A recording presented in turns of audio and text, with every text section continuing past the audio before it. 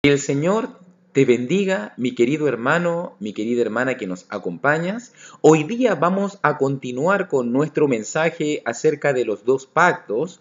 Ya hemos desarrollado bastantes ideas. Hemos hablado acerca de nuestra base antiguo testamentaria, las profecías que anunciaban, las profecías que estaban diciéndonos de la llegada de un nuevo pacto, del pacto eterno, de ese pacto el cual había sido primero invalidado, pero que ahora Dios iba a hacer uno nuevo. También estuvimos considerando en su contraste el entendimiento del libro de los Hebreos. También estuvimos considerando toda esa base doctrinal que encontrábamos en el libro de los Hebreos en cuanto al cambio de la ley, en cuanto a un mejor pacto, en cuanto a mejores esperanzas. O sea, concluimos diciendo en la clase pasada que tenemos lo mejor.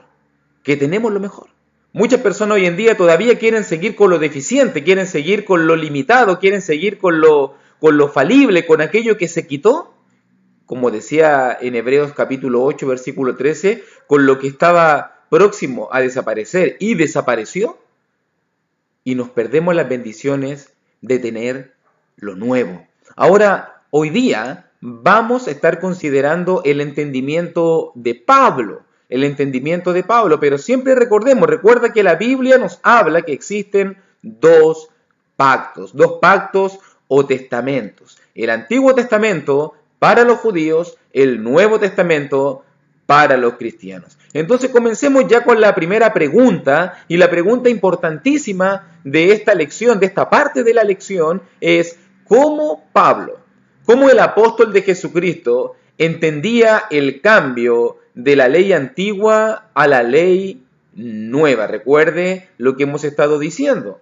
Había un antiguo pacto sellado en el monte Sinaí que fue abolido en la cruz del Calvario, y ahora tenemos un nuevo pacto establecido sobre mejores promesas, un mejor ministerio, un mejor mediador. Tenemos lo mejor. ¿Cómo entendía Pablo entonces este cambio? Y para comenzar vamos a ir a un pasaje muy importante, un pasaje de contrastes, donde nos va a hablar acerca de este entendimiento. Pablo nos va a hablar de su ministerio en 2 de Corintios capítulo 3. Te invitamos, si quieres, a acompañarnos con tu Biblia para que puedas corroborar, para que puedas ver lo que estamos diciendo. 2 de Corintios capítulo 3, y vamos a estar leyendo allí desde el versículo 6 en adelante. Vamos a extendernos bastante para poder llegar también al capítulo 4, versículo 2, para poder observar la historia completa. Todo el contexto de este pasaje donde Pablo claramente nos habla acerca de su ministerio. Dice la palabra del Señor entonces,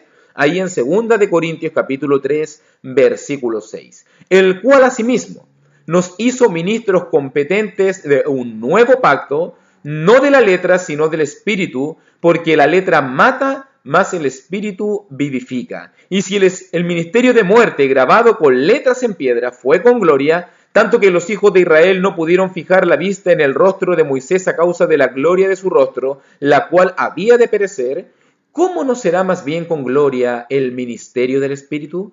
Porque si el ministerio de condenación fue con gloria, mucho más abundará en gloria el ministerio de justificación. También versículo 10, porque aún lo que fue glorioso no es glorioso en este respecto en comparación con la gloria más eminente. Porque si lo que perece tuvo gloria, mucho más glorioso será lo que permanece. Así que, teniendo tal esperanza, usamos de mucha franqueza, y no como Moisés, que ponía un velo sobre su rostro para que los hijos de Israel no fijaran la vista en el fin de aquello que había de ser abolido. Pero el entendimiento de ellos se embotó, porque hasta el día de hoy, cuando leen el antiguo pacto, les queda el mismo velo no descubierto, el cual por Cristo es quitado.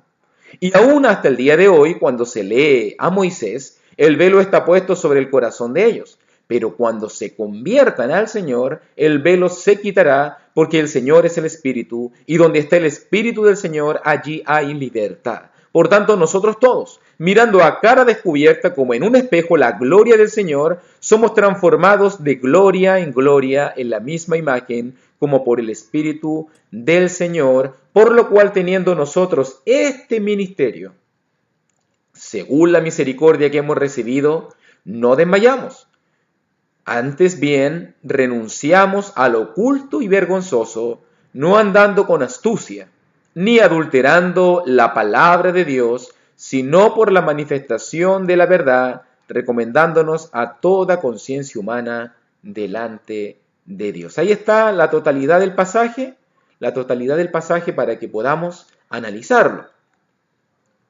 Pero lo primero que Pablo nos habla es acerca de que él es un ministro competente del nuevo pacto. Nota bien el contraste, porque este es un pasaje de muchos contrastes. Se habla acerca del nuevo pacto, aquí en versículo 6, por si acaso, pero también encontramos nosotros en el versículo 14 el antiguo pacto. Eso es importante que entendamos que Pablo está haciendo una clara distinción entre el nuevo pacto y el antiguo pacto. Pablo dice, él defiende su ministerio, yo soy un ministro del nuevo pacto, no de la letra. Nota, la letra contraste, la letra antiguo pacto, sino del espíritu. Nuevo pacto, el pacto del espíritu.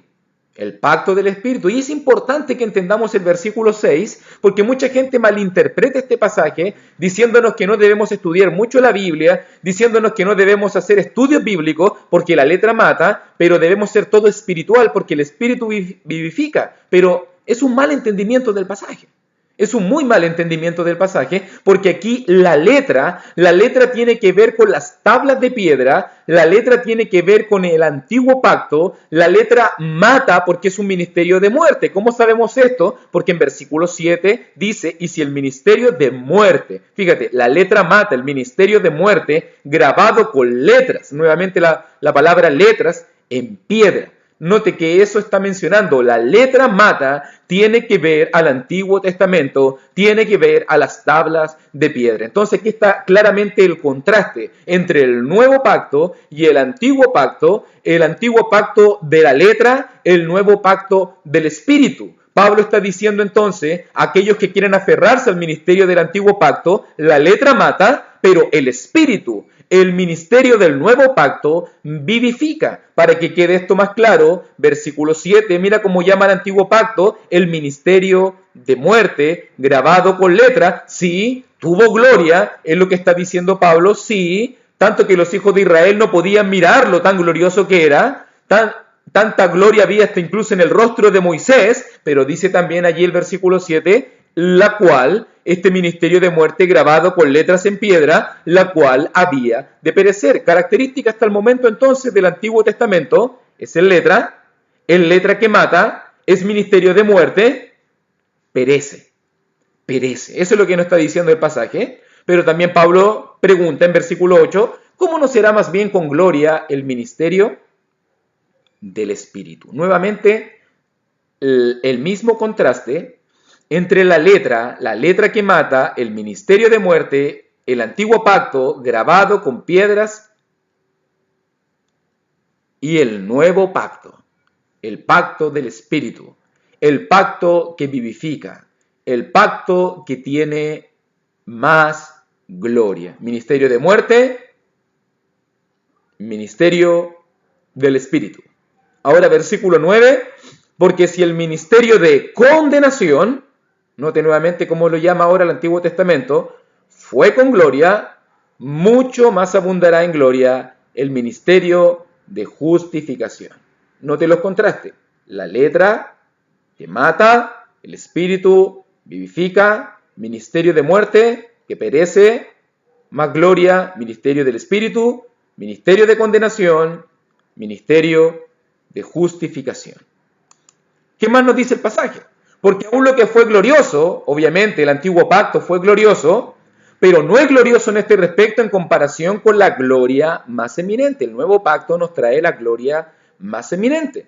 Porque si lo que perece, mira, nota ahora verso 11, tuvo gloria, mucho más glorioso será lo que permanece. Nota ahora cómo lo está diciendo, no solamente ministerio de muerte, no solamente ministerio de condenación, no solamente glorioso en menor medida lo que perece. Ahora, mira, como está diciendo también, contraste del nuevo espíritu que vivifica, que justifica, que tiene la gloria más eminente y que permanece. Esos son los contrastes. Así que, dice dice Pablo, teniendo tal esperanza y de que somos ministros de un nuevo pacto, usamos de mucha franqueza. Y no como Moisés, que ponía un velo sobre su rostro para que los hijos de Israel no fijaran la vista en el fin de aquello que había de ser abolido. Nuevamente el mismo entendimiento, lo que perece, lo que va a ser quitado, lo que va a ser abolido. Pero el entendimiento de ellos se embotó, porque hasta el día de hoy, cuando leen qué era esto que había de ser abolido, el antiguo pacto, les queda el mismo velo no descubierto, el cual por Cristo es quitado. Y Pablo cita aquí, y Pablo nos invita a pensar acerca de este entendimiento embotado, de aquellos que quieren aferrarse hoy en día a seguir guardando cosas del Antiguo Testamento, así como pasó en el primer siglo, como pasa hoy en día. Hay un velo puesto sobre sus corazones, sobre sus ojos, un velo que no les permite ver la gloria más eminente, un velo que no les permite entender la voluntad de Dios para sus vidas. Cuando muchos hoy en día leen el Antiguo Pacto, todavía quieren guardar la ley de Moisés, todavía quieren guardar los mandamientos para los judíos, pero el pasaje está diciendo aquí, y Pablo está reafirmándolo, el cual por Cristo es quitado. Cristo quiere quitarte ese velo de tu corazón. Cristo quiere hacerte entender que el Antiguo Pacto ya es pasado, es abolido, es glorioso, pero hay algo más glorioso aún, el Nuevo Testamento. El Nuevo Testamento. Y por eso dice en versículo 15, y aún hasta el día de hoy, cuando se lee a Moisés, el velo está puesto sobre el corazón de ellos, pero cuando se conviertan al Señor, nótalo muy bien, cuando se conviertan al Señor, eso significa que aferrarse, eso significa que depositar nuestra confianza en leyes antiguo testamentarias, eso significa que andar en el antiguo pacto no es estar convertido para el Señor.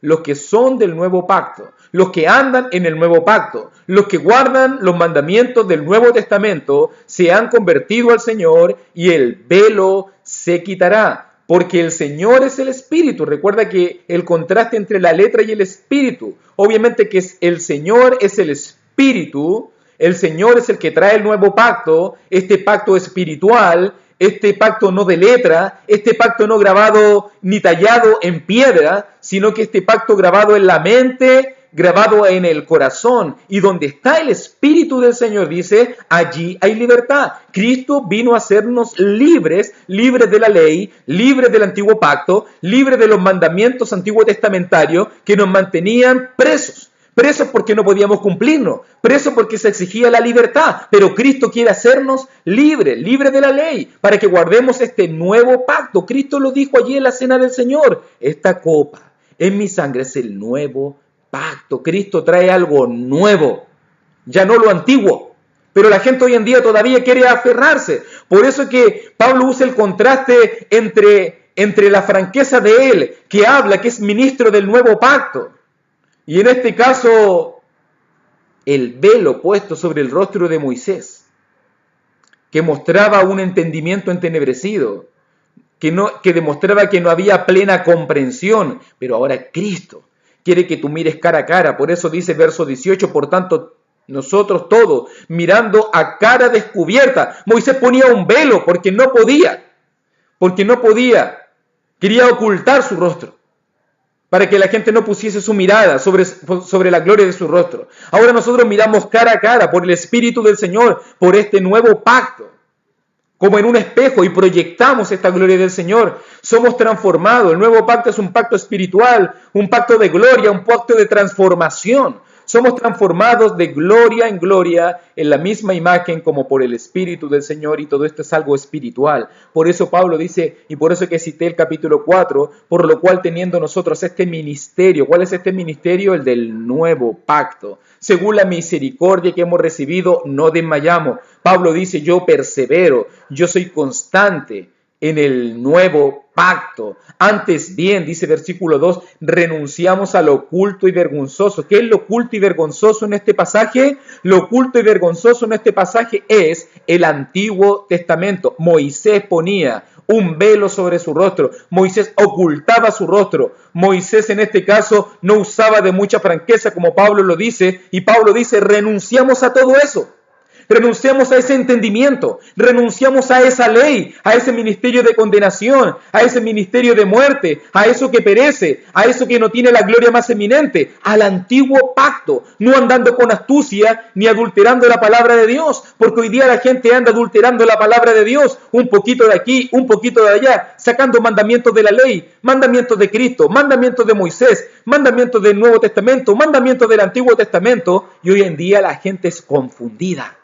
La gente es confundida. Pablo dice, renunciamos a todo aquello que es oculto y vergonzoso. Renunciamos a la ley, renunciamos al antiguo pacto para tenerlo mejor, no andando con astucia ni adulterando la palabra de Dios, sino por la manifestación de la verdad, recomendándonos a toda conciencia humana delante de Dios. Somos ministros competentes de un nuevo pacto. Ese es el mensaje de Pablo aquí en 2 de Corintios capítulo 3, versículo 6, hasta el capítulo 4, versículo 2.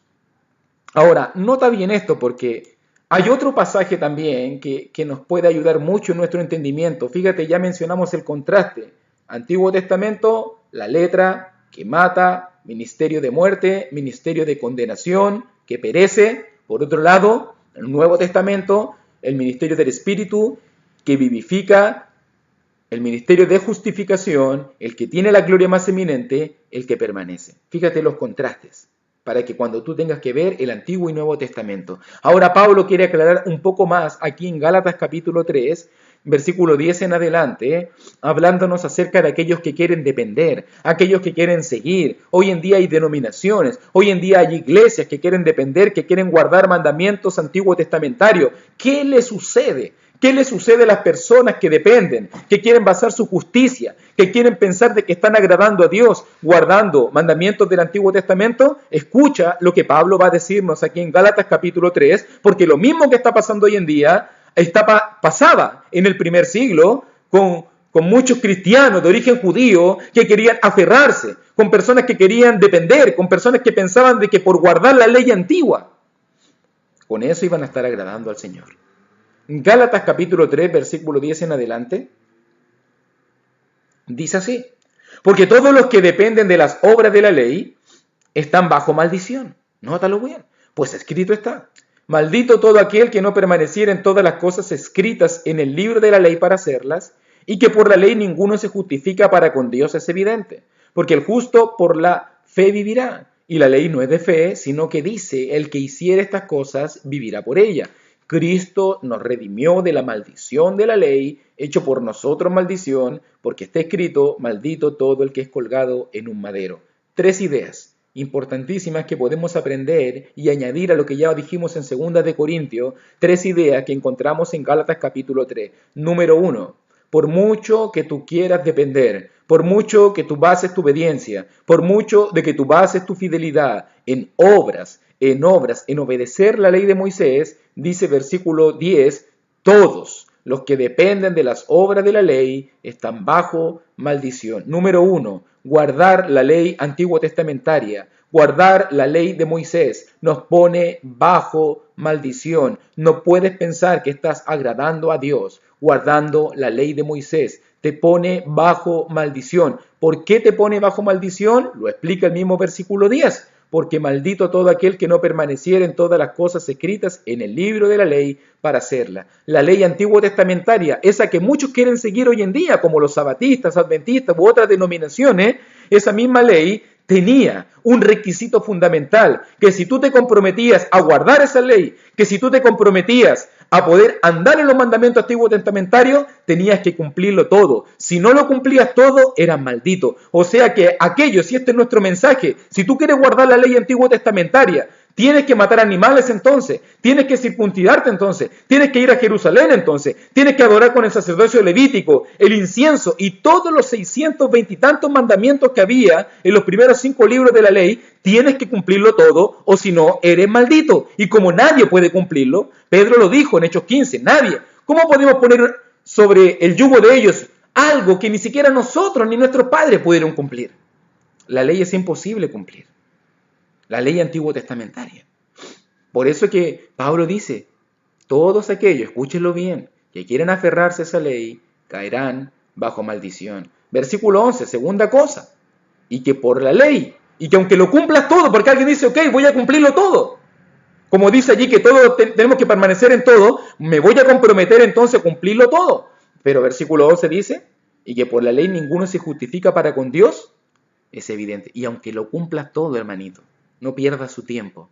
Dios dice, nadie encuentra la justificación, nadie agrade a Dios por la ley. Ninguno se justifica para con Dios, es evidente. Y número 3, que importantísimo es lo que dice el versículo 13, Cristo vino a redimirnos de la maldición de la ley. Cuando Él murió como un maldito colgado en un madero, Él vino a redimirnos de la maldición de la ley. 3 cosas entonces. No dependas de las obras de la ley porque estarás bajo maldición.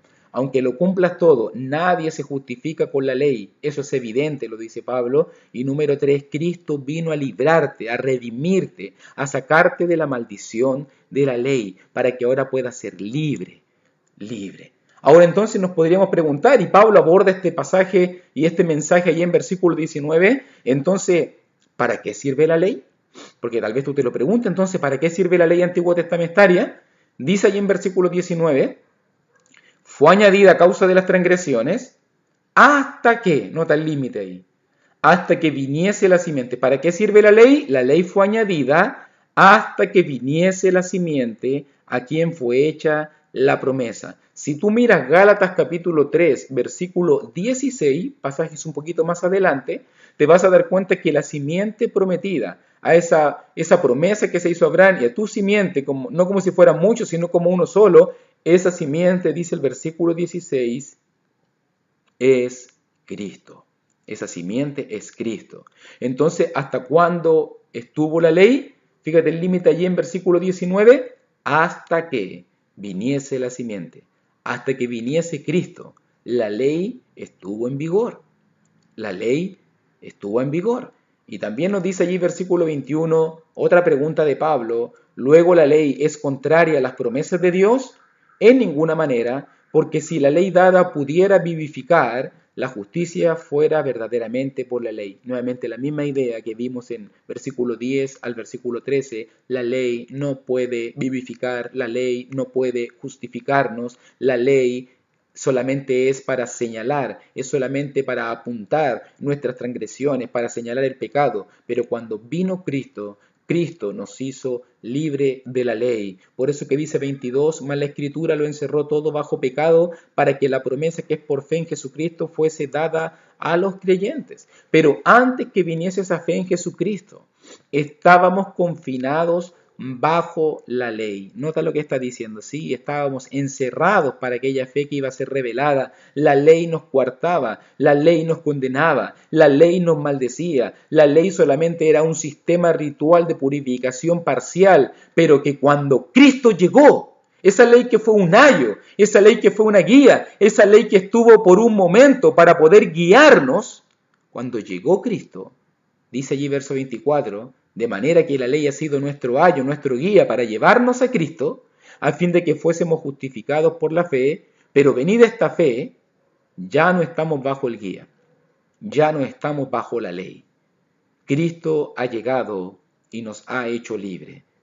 Pues todos sois hijos de Dios por la fe en Cristo, porque todos los que habéis sido bautizados en Cristo, de Cristo estáis revestidos. Entonces, pensando y mirando este argumento en global, número uno, los contrastes.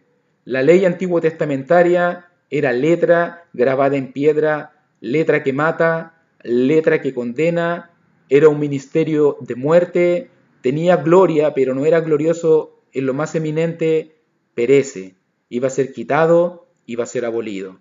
También nos dice Gálatas, como decían en 3:10, nos maldice, porque nadie puede cumplirlo perfectamente, aunque lo cumplamos completamente, no nos justifica, y Cristo vino a redimirnos, a libertarnos de la maldición. ¿Para qué sirve la ley entonces? La ley vino como un ayo, la ley vino como un tutor, la ley vino como un guía, pero llegado el verdadero maestro, llegado la fe, llegado la libertad, el Señor Jesucristo, ya no estamos bajo un guía, ya no estamos bajo un tutor, ahora estamos bajo el nuevo pacto, la ley de Cristo, la voluntad de Dios. ¿Bajo qué pacto tenemos que vivir? Vimos un poquito hoy día del entendimiento de Pablo. Vamos a continuar en otra clase mirando otros textos bíblicos más en cuanto al entendimiento del apóstol de Jesucristo, en cuanto a la ley. Pero fíjate los contrastes. Espíritu, letra, vivifica, muerte, condena, te da vida. ¿Bajo qué pacto quieres vivir? ¿Quieres vivir bajo un pacto que te mata, que te condena? Un pacto que perece, que fue abolido, que fue quitado, que te maldice, que no te justifica. Un pacto que es un tutor, algo parcial, un guía solamente, no lo verdadero. La pregunta que nos estamos haciendo, ¿somos cristianos o somos judíos? ¿Bajo qué pacto quieres tú vivir? Quiero animarte para que nos sigas acompañando. Aquí tienen nuestros datos, que todas las clases y todas las veces que presentamos estos videos lo estamos considerando y lo estamos proyectando para que si tú quieres contactarte con nosotros, si tienes dudas, si tienes preguntas, si quieres conversar acerca de estos temas, nos acompañen. Pero lo más importante, somos ministros, como lo dijo Pablo, somos ministros competentes de un nuevo pacto. Escucha a Pablo. Escucha al apóstol de Jesucristo. No te aferres a leyes antiguo testamentarias que maldicen, que no justifican, que te condenan, que te matan, que fueron abolidas. Enfócate, sirve, guíate por el Nuevo Testamento de nuestro Señor Jesucristo. Sigamos estudiando, sigamos aprendiendo y sigamos considerando estos mensajes de salvación. Que Dios te bendiga.